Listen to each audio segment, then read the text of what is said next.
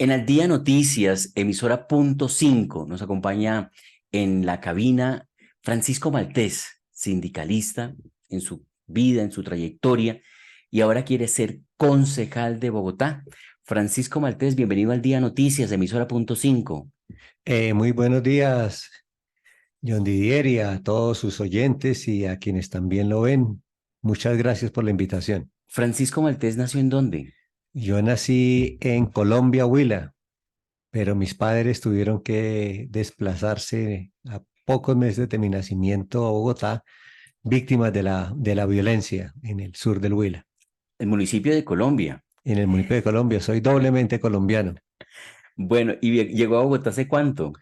Llegué a Bogotá de pocos meses de nacido, llegué a Bogotá. Usted es bogotano por cultura, ¿no? Prácticamente soy bogotano. Cultura bogotana. Bueno, y estudios. Bueno, estudié mi bachillerato en un colegio público, en el Colegio Santiago Pérez, un colegio distrital. Estudié de noche para poder ayudar a mantener la familia. Posteriormente estudié en la Universidad Autónoma de Colombia Economía, luego en la Universidad Javeriana Ciencias Políticas, estudié becado y posteriormente en la Universidad de los Andes tengo un magíster de alta gerencia en los Andes, y en la Universidad Javeriana soy magíster en ciencias políticas y tengo algunos otros diplomados importantes. Es decir, ya un doctorado, cuando ustedes hablan y cuestionan políticas del gobierno, no es que quieran votar corriente ni atravesarse como una vaca muerta en la vía, sino que hay argumentos. Tenemos elementos teóricos y políticos que nos permiten expresar en mejores condiciones nuestras opiniones y defender los intereses de los trabajadores y los intereses de los sectores más marginados de la sociedad. La más alta posición que ha ocupado hasta el momento entre el sindicalismo ha sido la presidencia de la CUT, Central Unitaria de Trabajadores. Sí, esa creo que es una de las mayores dignidades del movimiento sindical.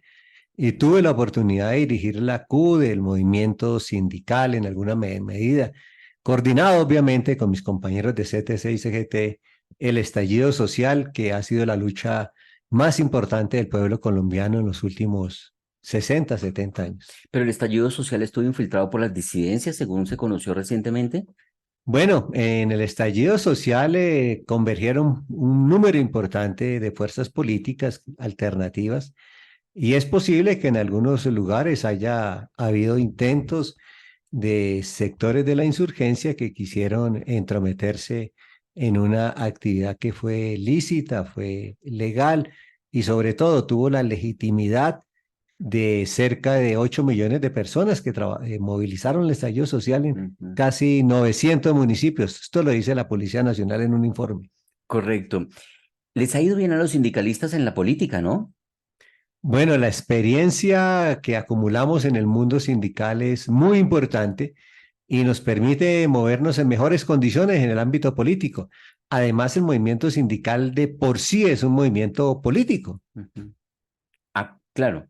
Bueno, les ha ido bien, por ejemplo, está la experiencia de Lucho Garzón como alcalde de Bogotá, que no hizo una mala alcaldía, en mi opinión hizo una buena alcaldía en Bogotá. Y está también la gente de FECODE, que casi siempre ha tenido una curul en el Congreso de la República. Está Jaime Duzán, está Guevara, está Tarcisio Mora. Les ha ido bien. Nuestro expresidente del Congreso, Alexander López, que fue También de Sintra en Cali. dirigente sindical de Sintra en Cali, Sí. Sandra Jaimes, la otra senadora Ujú. del Pacto, que fue sindicalista del CES, el Sindicato de Educadores de Santander. Excelente dirigente. Sí. No solamente les ha ido bien, sino que están de moda, ¿no? Se tomaron el poder. Estamos incursionando para defender el gobierno social de Petro y creo que nos ha ido bien. ¿Qué le propone usted a Bogotá para que lo acompañe en las elecciones de octubre? ¿En qué lista va a estar? En la del Pacto Histórico, ¿cierto? Bueno, el movimiento electoral que hay en Bogotá hoy, digamos, tiene dos vertientes que coincidimos en apoyar a Gustavo Bolívar, coincidimos en defender el gobierno y las políticas del presidente Petro, pero desde el punto de vista de la táctica electoral vamos a ir en dos listas. ¿Cuáles dos listas? Hay una lista que está el pacto, que fue recientemente definida, que es una lista cerrada, y hay otra lista abierta de personas y fuerzas políticas que hacemos parte del pacto, pero que desde el punto de vista de la táctica electoral consideramos conveniente hacer una lista abierta que va a apoyar a Gustavo Bolívar. Esta lista abierta va a estar encabezada por Daniel Mendoza y de esa era parte importantes movimientos políticos y sociales que vamos a apoyar a Gustavo Bolívar a la alcaldía mayor. Y la lista abierta, ¿qué partido político la va a avalar? En la lista abierta va a estar el partido Todos Somos Colombia, que encabeza la senadora Clara López.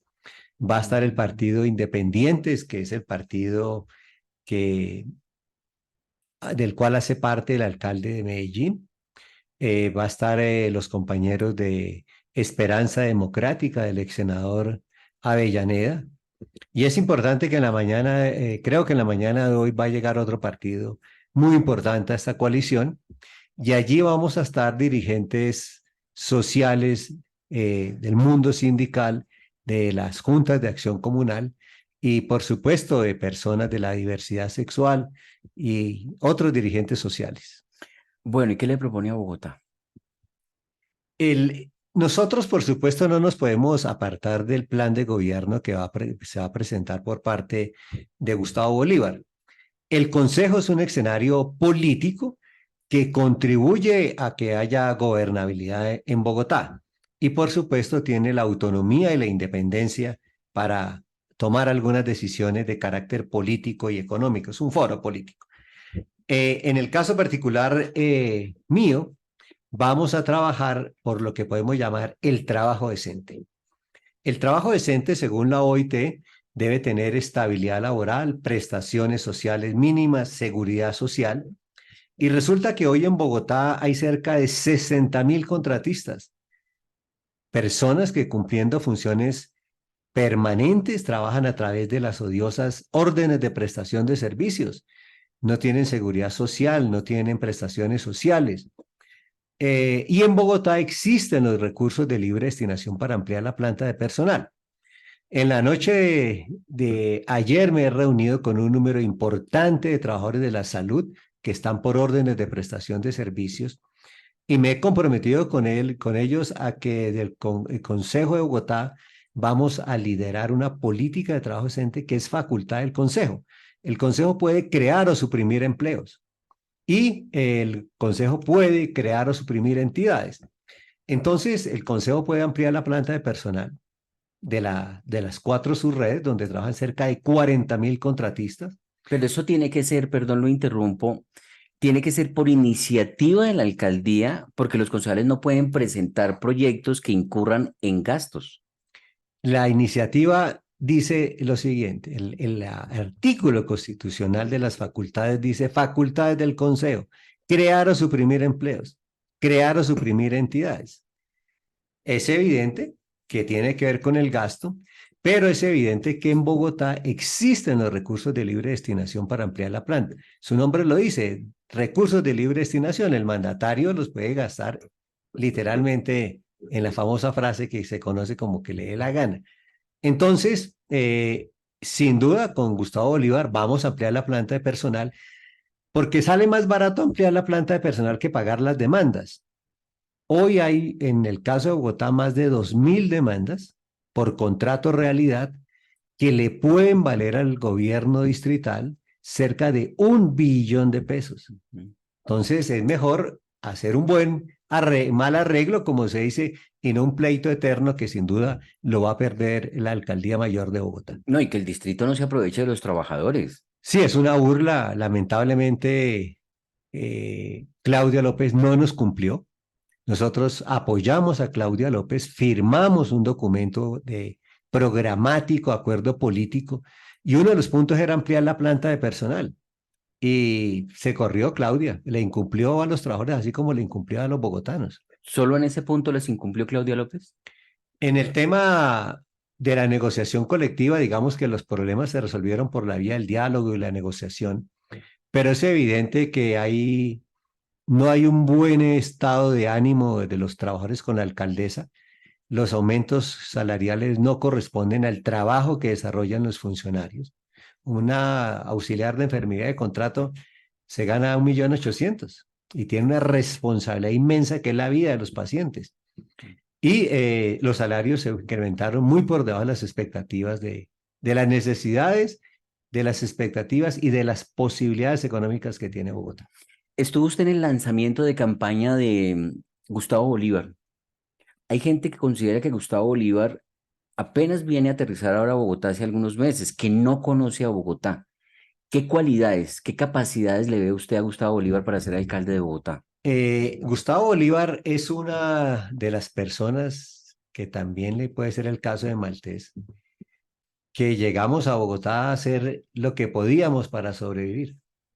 Gustavo Bolívar, siendo de Bogotá, es un hombre humilde que tuvo que ser vendedor de libros, que tuvo que ser vendedor de bibliotecas, de muchas, ¿Enciclopedias? de enciclopedias, que tuvo que recorrer las calles de Bogotá para sobrevivir, trabajando, vendiendo, en el rebusque literalmente, porque vender bibliotecas de puerta en puerta, eso es el rebusque de otra manera. Claro. Vendió cachuchas aquí abajo en el Estadio del Campín. Es un hombre que conoce la ciudad a punta de suplir sus necesidades como vendedor.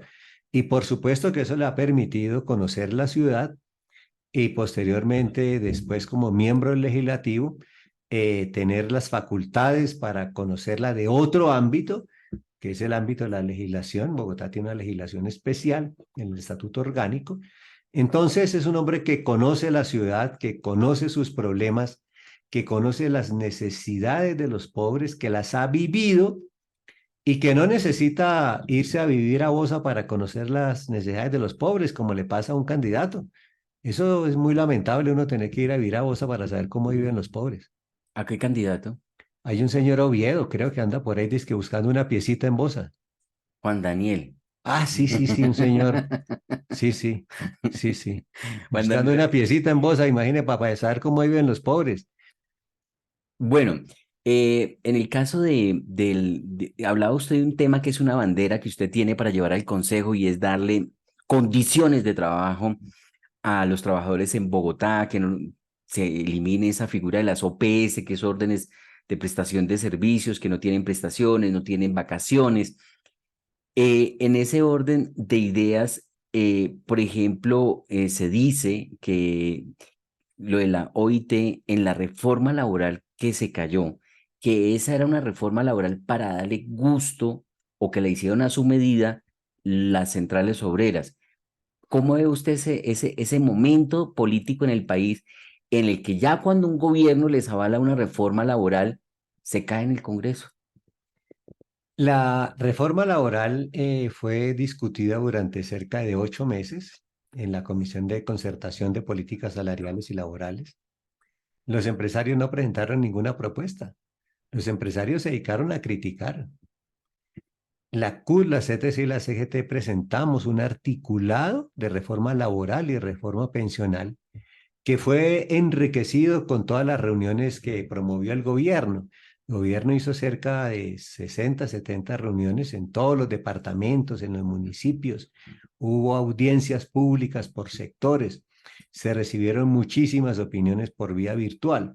Y con todos esos insumos y los que le presentó el movimiento sindical, el gobierno recogió una iniciativa que llevó al Congreso que acoge recomendaciones de la OIT, que acoge recomendaciones del Comité de Asuntos Laborales y Sociales de la OCDE, que recoge recomendaciones de los tratados de libre comercio en su parte laboral y la presentó al Congreso. Lamentablemente, los congresistas no fueron a trabajar, no hemos sido vencidos en franca lid, como se dice. Los congresistas escaparon trabajo. Eso dice mal de los congresistas, se ganan 40 millones y no van a Cuarenta y trabajar. tres le subieron ayer.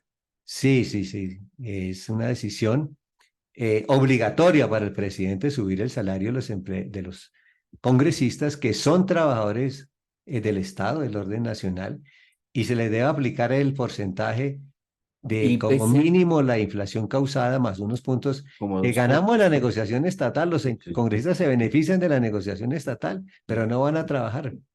Son medio vagos algunos. A propósito, Gustavo Bolívar, cuando era congresista, dijo que el salario, que cerca de 40 millones de pesos, no le alcanzaba y que por eso se tenía que retirar, que él estaba Mm. prácticamente en pérdidas. Si no le alcanzaban los 40 millones de congresista, ¿le van a alcanzar los 25 que se gana el alcalde de Bogotá?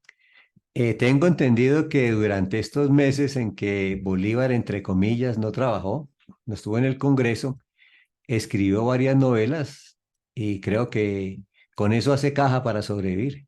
Así, pero fíjese que él se retiró del Congreso que porque no le alcanzaba el salario de congresista y el de alcalde es mucho menor. Pero se fue a escribir para poder vender los derechos de las novelas, entonces ahí cuadra caja. Ah, bueno, señor.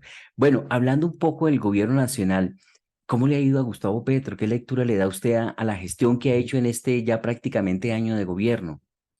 Creo que la calificación que le podemos dar a Petro es excelente. Todos los proyectos de ley que el presidente se comprometió a presentar están en el Congreso.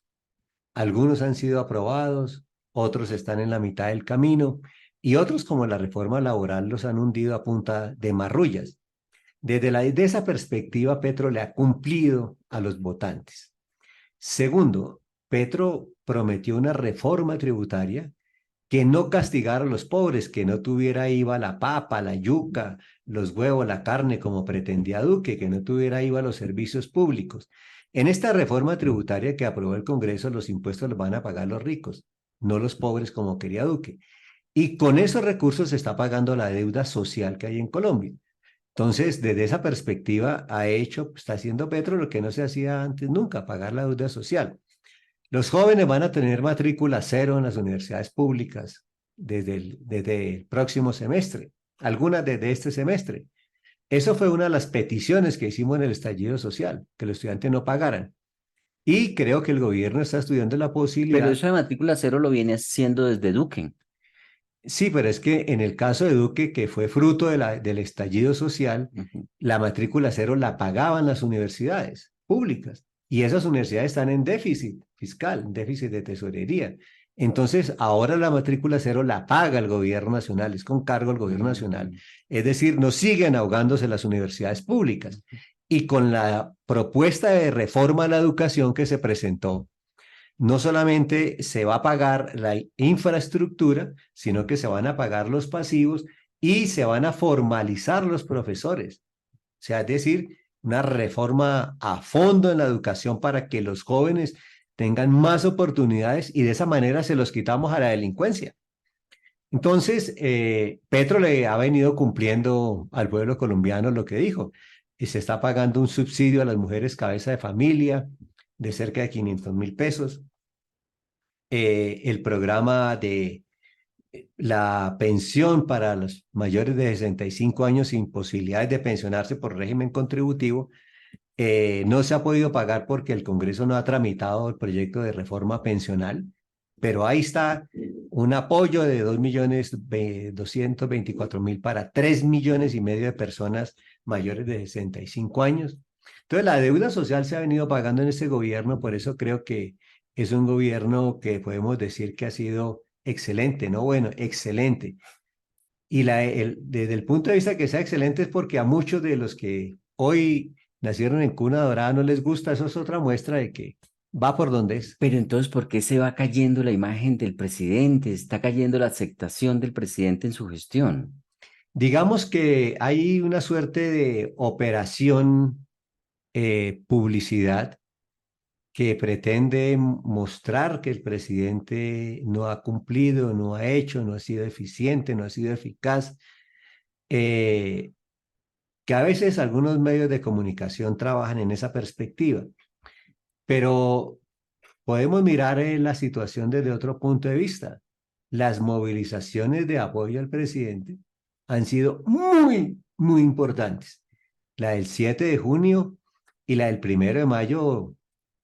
El 1 de mayo logramos mover más de 1 millón de personas en el país y esa movilización citada por el movimiento sindical era de apoyo al gobierno de Petro, de apoyo a las reformas y movimos cerca de 1 millón de personas el 1 de mayo y el 7 de junio una excelente movilización en Bogotá y en varias regiones del país, pero resalto la de Bogotá. No cabía la gente por la carrera séptima. Ujú. Entonces, ese es un termómetro real, no es a veces la malintención de la noticia, sino que se siente en las calles el apoyo real de la gente al gobierno del presidente Petro. ¿No creen que se ha deteriorado la seguridad en el país? ¿Se han quejado los gobernadores en ese sentido? Que con las políticas de la paz total, el tema del cese al fuego, el tema de las disidencias, de levantar las órdenes de captura, pues que se ha deteriorado la seguridad en el país y que se está empoderando es a las organizaciones armadas al margen de la ley, a los criminales. ¿Cómo ve usted el asunto? Siempre que se avanza en los acuerdos de paz, las fuerzas insurgentes pretenden mostrar fuerza antes o después de los acuerdos para tener mayores réditos. Y eso es lo que está pasando hoy. Es evidente que hay un acuerdo de cese al fuego muy importante con el ELN, lo que nunca había podido lograr ningún gobierno, que va a contribuir a aclimatar la paz en muchos territorios. Pero como con los otros grupos de insurgentes no avanza al mismo ritmo el acuerdo, pues se están haciendo una serie de acciones eh, que hay que decir que están mal hechas, que yo no comparto, que no avalo, porque se afecta a la población civil, pero se trata de mostrarle los dientes al presidente. Por supuesto que están equivocados, porque de esa manera no se gana el favor popular ninguna fuerza que diga, aunque se diga representar los intereses del pueblo. Reclutando niños, secuestrando niños o matando niños, como ha sucedido con algunas fuerzas insurgentes. Así no se gana el favor del pueblo, pero se trata de mostrarle los dientes al gobierno para que el gobierno pueda hacer mayores concesiones, pero creo que están equivocados porque no tienen el favor de la población, pero por supuesto, menos del gobierno. Creo que Petro no les va a comer cuento. Sí, y apoya la nominación de Salvatore Mancuso como gestor de paz.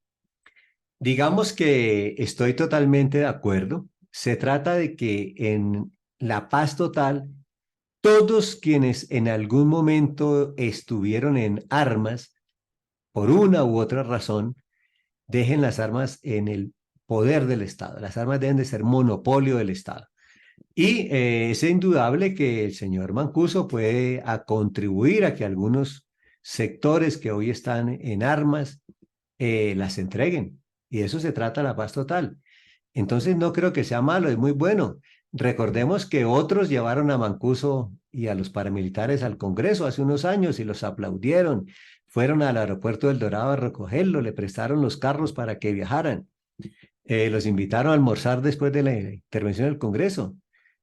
Y al país se le olvida eso. O quienes hicieron eso, hoy entonces critican a Petro porque no lo lleva a almorzar, sino lo que lo convierte en gestor de paz. Hay una doble moral en la clase política tradicional en Colombia. Bueno, hablando de Bogotá, ¿le ve solución al problema de la seguridad en Bogotá? Bogotá necesita sacar a los jóvenes del conflicto. Los jóvenes deben de tener oportunidades reales en el corto plazo. En el Plan Nacional de Desarrollo se contemplan estímulos económicos para las empresas que contraten jóvenes, estímulos económicos para las empresas que contraten personas mayores. Eso es una forma de que se vinculen jóvenes al mundo del trabajo para quitárselos a la delincuencia. En la delincuencia hay dos bloques que tenemos que separar. Uno son las bandas delincuenciales, a las cuales hay que darles un tratamiento casi que de orden público, pero hay gente que se ve empujada a la delincuencia por la pobreza. A este sector que se ve empujada a la delincuencia por la pobreza hay que quitárselo a la delincuencia. Y es dándole trabajo.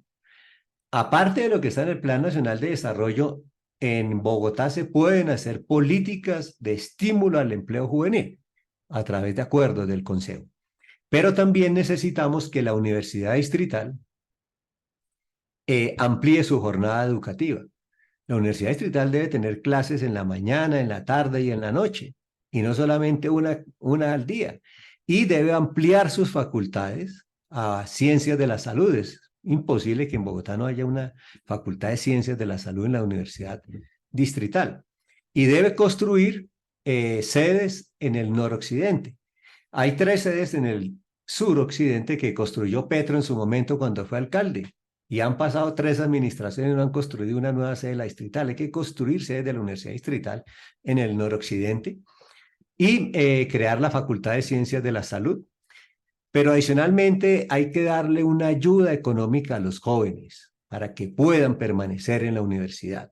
Una ayuda económica, transporte diferencial y una ayuda económica para que almuercen, para que compren los libros, porque la pobreza es muy complicada, John Dier. Ujú. Hay gente que literalmente no tiene los 1.000 pesos del Transmilenio. Así es.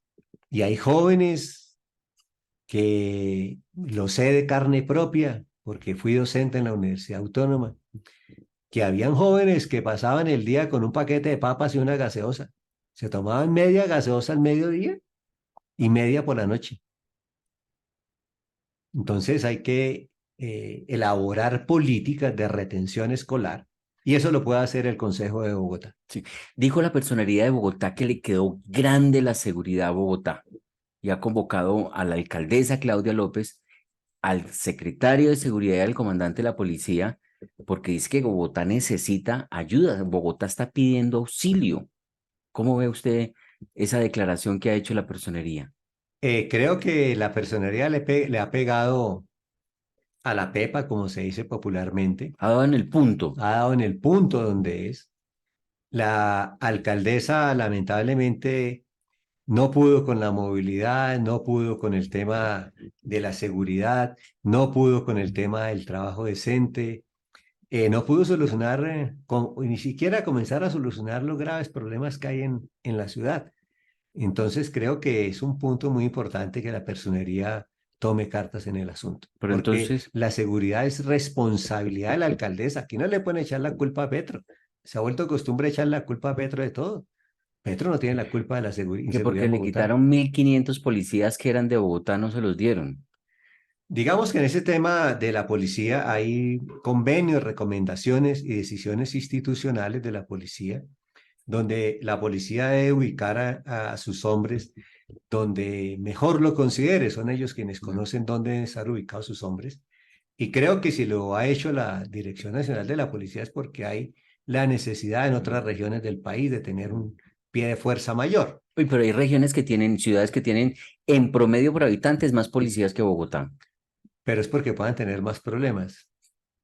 Entonces, creo que la policía ha tomado las decisiones correctas y el gobierno nacional correctas y creo que ha faltado mayor diligencia, como se dice en la alcaldía mayor, para encarar este tema de la inseguridad en Bogotá. Este apellido maltés, ¿de dónde es? Pues dicen, decía mi bisabuelo que fue unos señores que se vinieron por allá de Italia hace como 100 años aquí a Colombia. Entonces sus raíces pueden ser italianas. Pueden ser del sur de Italia. Por eso los ojos azules que usted tiene o son verdes. Pues entre verde, azules, como los de mi madre. Casado, soltero, Yo tengo una pareja.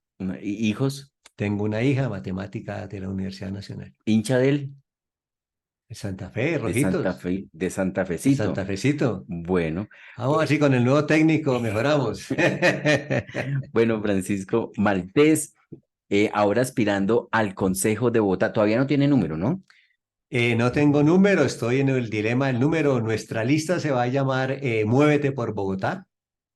¿Ese no era el de Esta, Galán también? no, el de Galán. Galán, ¿usted por qué me dice? Un hombre muy prestigioso, ¿cómo es la cosa? Carlos Fernando. Ah, ese señor que fue, creo que fue concejal, no hizo nada en 4 años después de sacar 1.000.000 de votos. Qué desastre para la ciudad. Eh, Vamos, hoy en nuestro movimiento se va a llamar Muévete por Bogotá. Sí. La cabeza de lista va a ser Daniel Mendoza, quien ha elaborado la serie Matarife. Y Francisco Maltés está en un dilema de cuál es como el mejor número. Si es el 2, si es el 10, si es el 45. Me han dado ese privilegio de poder Escoger. escoger. Todavía no tengo claro. Con el 10 es póngase la 10, ¿cierto? Que la 10 es como la figura La figura, del el equipo. Pibe Valderrama, El Maradona, James James. Rodríguez. No, pero James es mala persona. Prefiero no Sí. hablar de James. Porque se reunió con Duque. No, no, vive hablando mal de todo el mundo y emborrachándose, pobre muchacho. Bueno, el 45 los últimos serán los primeros. Así es. Entonces, bueno, esperamos y estamos pendientes estos micrófonos democráticos y el Día de Noticias. Siempre lo van a esperar acá para que usted pueda hacer sus propuestas puntuales, concretas y los bogotanos sepan que pueden encontrar en Francisco Maltés como concejal de Bogotá. Muy amable, gracias por estar en el Día de Noticias. Muchas gracias por la invitación, John Didier, y a todos y a todas que nos ven, nos escuchan, un abrazo fraternal y voten el 29 de octubre por Muévete Bogotá. Estamos en el Día de Noticias, emisora punto 5.